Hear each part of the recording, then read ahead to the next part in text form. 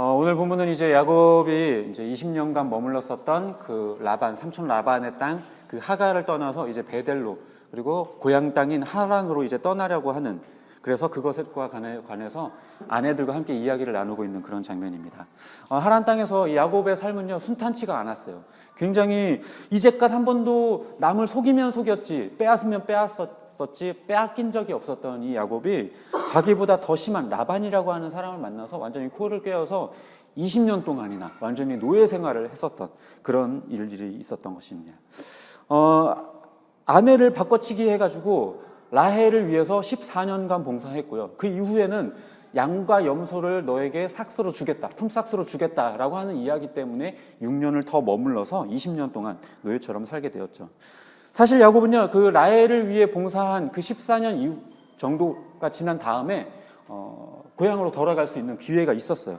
그런데 라반이 품삯을 줄 테니까 조금 더 머물러라, 이렇게 유혹을 했고, 야곱이 생각해 보니까 자기가 지금 빈털털이거든요. 아무것도 없거든요. 자기에게는 자녀들과 아내들밖에 없어요. 그러니까 욕심이 조금 났나 봐요. 그래서 여기서 내가 재산을 조금 더 불려야겠다라는 생각이 있었는지 6년을 더 머물게 되죠.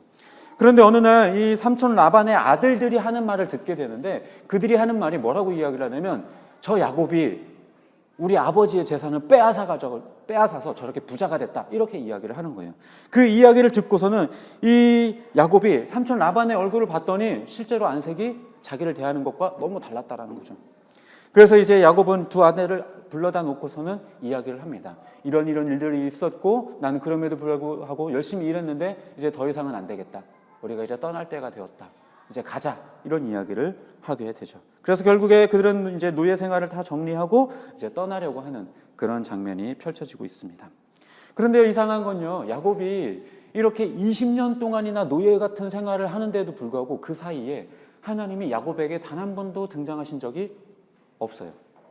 단 한 번도 야곱에게 다가와서 야, 이제 청산하고 가자, 나는 베델의 하나님이니까 가자, 이런 이야기를 하신 적이 없어요. 진작에 개입 좀 해주시고 진작에 좀 이제 가라, 이렇게 얘기를 해주셨으면 좋았을 텐데 왜 20년 동안 아무 말도 없으셨을까?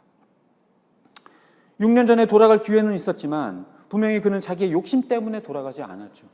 게다가요, 그가 하란 땅에 왜 갔나요? 삼촌 라반의 땅에 왜 갔나요? 결국에는 자기의 욕심 때문에 그렇게 된 거예요. 자기 형의 그 장자권을 빼앗기 위해서 인간적인 방법을 동원해서 그것을 빼앗으려 했기 때문에 결과적으로 하란까지 도망쳐 오게 된 것이죠. 만약에 그가 그런 인간적인 방법을 택하지 않았더라면 하란 땅까지 도망쳐 올 일도 없었겠죠. 아버지 이삭이 그 아들에게 행하는 그 축복하는 그 행위, 그것도 물론 중요하겠죠. 그것도 중요해요. 하지만 그것이 하나님의 언약보다 더 중요한가요? 그렇지는 않아요. 그럼에도 불구하고 그는요, 조바심을 내어서 하나님의 그 순리대로 그 때를 기다리지 않고 자기의 인간적인 방법대로 이 축복을 내가 가로채야겠다라고 여긴 것이죠. 만약에 에서가 축복을 받게 내버려뒀다면 어땠을까요? 야곱이 그 축복을 받지 못했을까요? 아니면 야곱이 하나님의 언약을 잇는 자가 되지 못했을까요? 아마 그렇지 않았을 거예요. 에서가 그 아버지에게 축복을 받았다 하더라도 하나님은 분명히 야곱에게 순리대로 이끌어 그가 축복받게 아마 하나님은 하셨을 것입니다. 그럼에도 불구하고 그는 하나님께서 인도하신다라는 것을 깨닫지 못하고 조바심을 내어서 인간적인 방법을 택했던 거죠. 우리가 아브라함 때도 봐서 알겠지만요, 그가 하나님이 이삭을 주시겠다라고 이야기를 했는데 어떻게 했습니까? 자기 인간적인 방법으로 종 하갈을 택하여서 그 가운데서 아들 이스마엘을 취하여 놓고서는 뭐라고 이야기를 해요? 이는 하나님이 내게 주신 언약일 거다, 그렇게 믿고는 그렇게 살았었죠. 그는 인간적인 방법으로 해결하려다가 형 에서의 분노를 사게 됐고 또 하란 땅까지 도망치게 되었고, 이런 20년이라고 하는 노예 생활의 고생을 자기 스스로 자초하게 된 것이죠. 결국 이 모든 것들은요, 다 본인이 저지른 일들의 결과였어요. 하나님이 단 한 번도 그렇게 얘기하신 적이 없어요. 야, 지금 에서가 축복받게 되었으니까 네가 빨리 가서 그것을 취해라, 그렇게 하나님은 말씀하신 적 없어요. 하나님 그냥 야곱이 언약을 잇게 될 거다, 처음 난 자가 나중 난 자를 섬기게 될 거다, 이 정도만 이야기했지 하나님께서는 그것을 인간적인 방법으로 불법으로 그것을 취해라, 하나님은 그렇게 말씀하신 적이 단 한 번도 없습니다. 그가 수많은 가축들을 소유하게 될 수 있었던 것도요, 보면요, 하나님이 주신 축복이 아니었어요. 뭐였어요? 껍데기를 벗긴 나뭇가지를요, 교미하는 그 가축들 앞에 두어서 결국에 얼룩지고 아름진 것들이 태어나게 하는 인간적인 방법들을 행했던 것이죠. 하나님은 야곱이 라반을 통해 깨닫기를 원하셨지만 야곱은요, 여전히 그냥 남의 발 뒤꿈치나 잡는 그런 인생으로 살았어요. 인간적인 방법을 취해서 빼앗고 취하고 속이고 자기가 원하는 것이라면 어떤 방법으로든 손에 넣어야 직성이 풀리는 그런 사람이었던 것이죠. 심지어 남의 것을 속여 빼앗는 게 죄인지도 몰랐고요. 그것이 자기 스스로 굉장히 똑똑하다라고 아마 여겼을 것입니다. 그렇게 자기 잘난 맛에 취해서 살았던 사람이 바로 이 야곱이에요. 태어날 때부터 형 에서의 발꿈치를 잡고 태어났죠. 그리고 팥죽으로 형을 유혹하고 속여서 장자권을 취하려고 했죠. 그리고 온 몸에 털을 붙여서 형이 받아야 할 그 축복권을 빼앗으려 했죠. 또 라반의 집에 가서도 결국에 삼촌 라반을 속여서 재산을 불리게 됐죠. 단 한 번도 하나님의 뜻대로, 하나님의 방법대로, 하나님의 때를 기다리면서 그 순리대로 살아간 적이 없어요. 늘 인간적인 방법으로 그것을 취하고 인간적인 방법대로 살아갔던 게 바로 이 야곱입니다. 그런데요, 이 야곱은요, 베델에서 하나님을 만났던 사람이고요. 그리고 그 하나님이 어떤 하나님이냐면 아브라함의 하나님, 이삭의 하나님이었어요. 그러니까 자기 가정을 지켜주는, 내가 무슨 짓을 하더라도 하나님은 지켜주는 그런 하나님이구나 라고 생각했어요. 그렇기 때문에 자기가 불법을 저질러도 아무 상관없다라고 여겼고 그렇게 남을 속이면서 그렇게 살았어요. 마치 아브라함이 하갈을 통해 이스마엘을 얻어놓고 그것이 하나님이 주신 언약이라고 착각했던 것처럼 그는 남의 발 뒤꿈치를 잡아서 그렇게 인간적인 방법들로 내가 원하는 것들을 취해놓고서 그것이 하나님이 인도한 거야 라고 그렇게 착각하며 살았습니다. 하나님은 야곱에게 그런 방식을 단 한 번도 요구하신 적도 없고 그런 것들을 시키신 적도 없어요.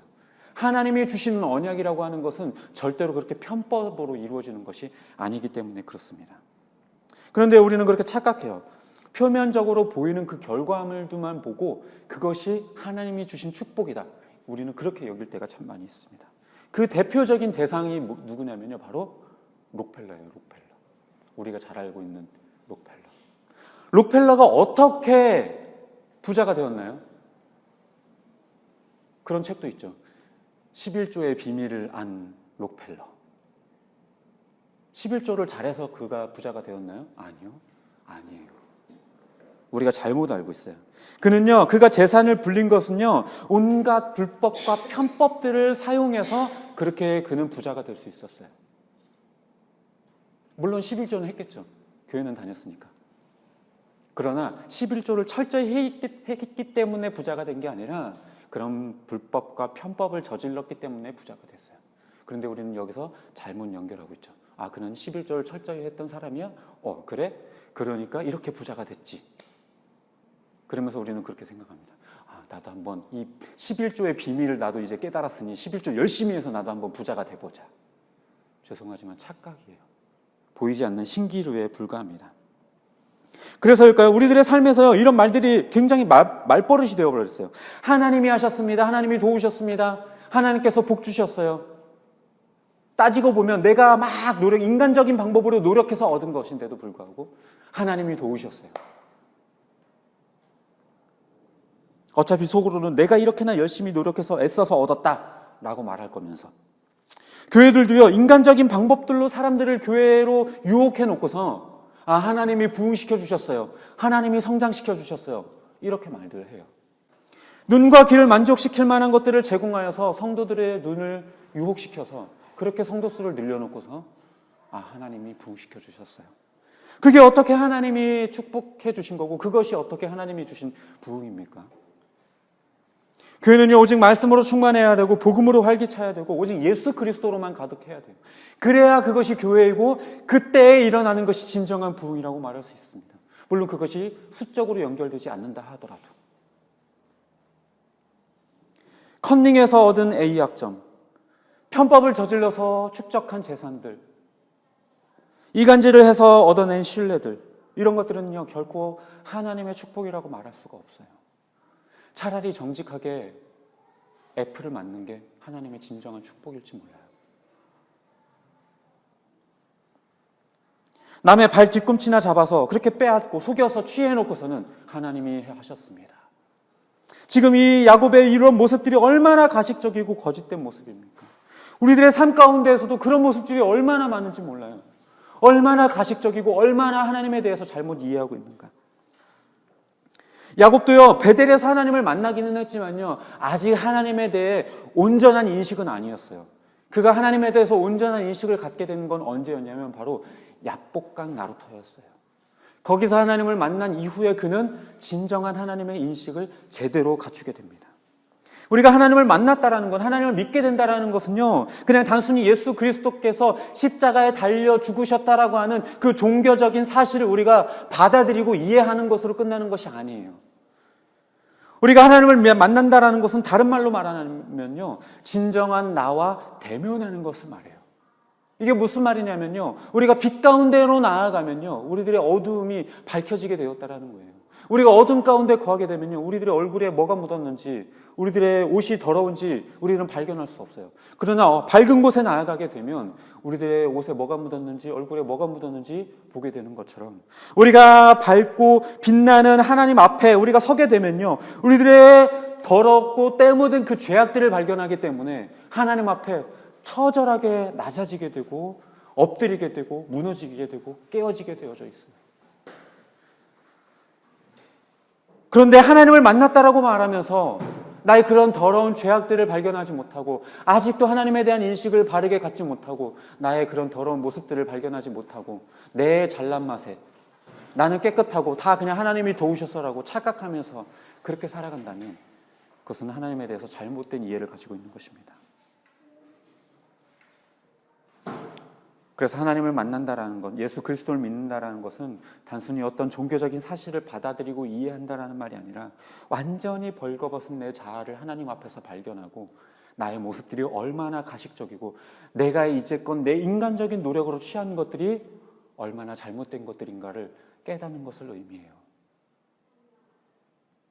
야곱이 야복강 나루터에서 하나님을 만나기 이전까지의 삶, 이제 하란 땅을 떠나서 고향 땅으로 가기 이전의 삶은 계속해서 남의 발 뒤꿈치를 잡아가면서 속여 빼앗고 자기의 인간적인 방법과 지식을 신뢰하면서 그렇게 살았어요.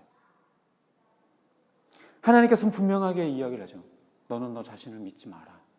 너의 지식과 너의 경험과 그런 것들을 믿지 말고 오직 하나님을 신뢰하라. 우리가 왜 아직도 인간적인 방법을 추구하고 내 멋대로 살고, 왜 내 잘못을 발견하지 못하고 나는 그래도 꽤나 괜찮은 신앙인이라고 생각하면서 그렇게 살아가고 있나요? 그것은 우리가 하나님을 바르게 인식하지 못했기 때문에, 하나님을 바로 만나지 못했기 때문에, 아니면 그것이 너무나도 무뎌져서 하나님이 더 이상 두렵지 않기 때문일지도 모릅니다. 그래서 그저 불법과 편법으로 남의 발 뒤꿈치를 잡아가면서 내가 원하는 것들을 그렇게 얻고, 교회에 가서는 하나님이 다 하셨습니다. 가면을 쓰고 하나님이 인도해 주셨죠. 하나님의 임재를 경험하고 그 앞에서 깨어지는 자아를 발견하게 되면요, 겸손하지 말라고 해도 겸손해지게 되어 있어요. 나보다 남을 낮게 여기라고 말하지 않아도요, 내가 얼마나 큰 죄인인지를 알기 때문에 다른 사람이 더 나아 보여요. 그런데 다른 사람이 나보다 못해 보이고 내가 가장 잘난 것처럼 느껴지고 내가 얼마나 큰 죄인인지 깨닫지 못하는 것은 우리가 하나님을 만나지 못했기 때문에 그렇습니다. 남의 발 뒤꿈치나 잡아가면서 인간적인 방법으로 원하는 것을 얻으려는 인생을 끝내기 위해서 우리가 해야 할 것은 무엇인가? 이제 그 땅을 떠나야 돼요. 야복강 나루터를 향해서 가야 해요. 거기서 하나님을 만나야 우리는 하나님에 대한 바른 인식을 가질 수 있고, 우리들의 죄악된 모습을 발견하게 될 수 있고, 또 내가 얼마나 큰 죄인인가를 깨달아 이제 더 이상 인간적인 방법이 아닌 하나님의 때를 기다리는 순리대로 살아가는 사람이 되어질 수 있습니다. 십자가 앞에서 죄에 대한 그 철저한, 처절한 이해가 있어야지만 하나님의 은혜를 알 수 있어요. 그걸 경험하지 못하면, 하나님의 은혜는 절대로 경험하지 못하게 될 겁니다. 바라기는 더 이상 인간적인 편법으로 살면서 가식과 교만으로 스스로 그렇게 꽁꽁 싸매고 그렇게 남의 발 뒤꿈치나 잡으면서 그렇게 살지 않고 오직 정직하고 겸손하게 주 앞에 나아가는 저 여러분의 삶이 되기를 주님의 이름으로 축복합니다.